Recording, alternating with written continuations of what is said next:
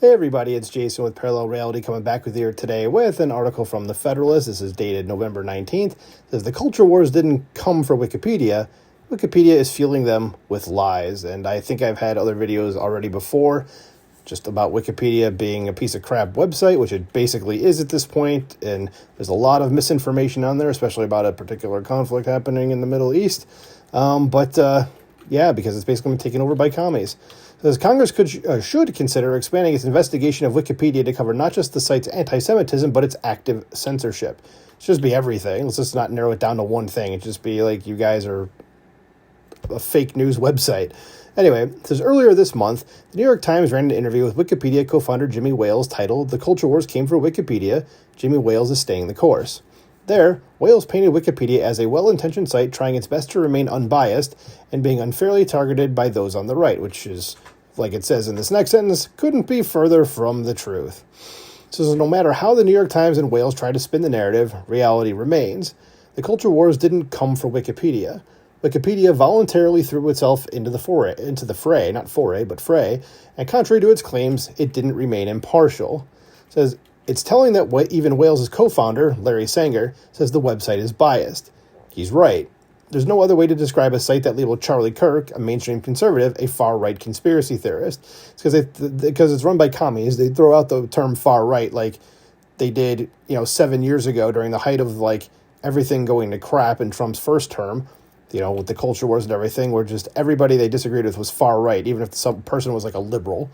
It's perhaps more telling is Wales' response when the New York Times asked him about that description. Because the least controversial thing you could say about Charlie Kirk is that he was controversial, Wales said, and he wasn't at all, but okay. So he had these views, many of which are out of step with, say, mainstream scientific thinking, such as what? I know he's talking about probably the trans thing, which, no, Charlie Kirk's beliefs on that were actually factually correct, but okay. So those are the kinds of things that, if we do our job well, which I think we have in this case, we're going to describe all of that. It says nowhere did Wales apologize for the site's maligning of Kirk after his assassination. Instead, he described Wikipedia's use of the terms far-right and conspiracy theorist as simply part of its process.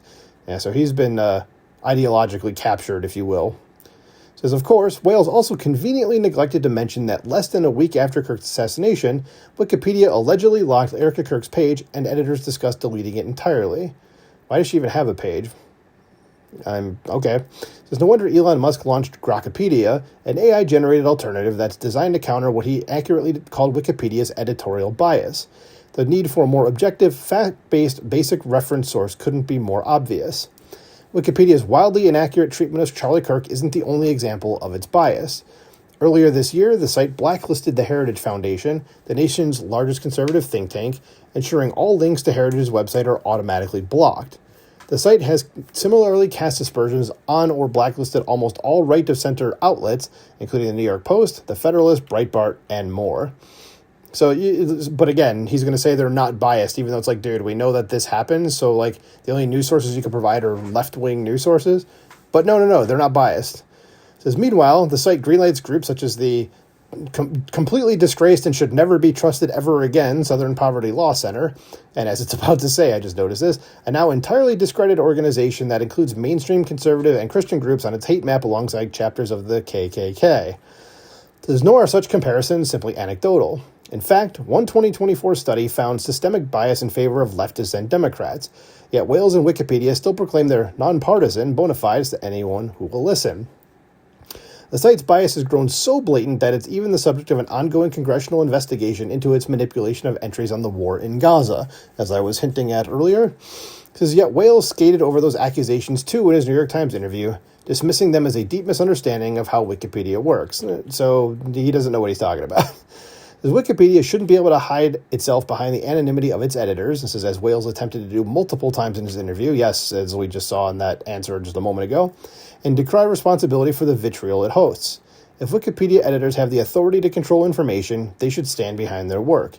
Precisely. It says, if specific sources and outlets are being blacklisted, readers have a right to know who made that decision and why.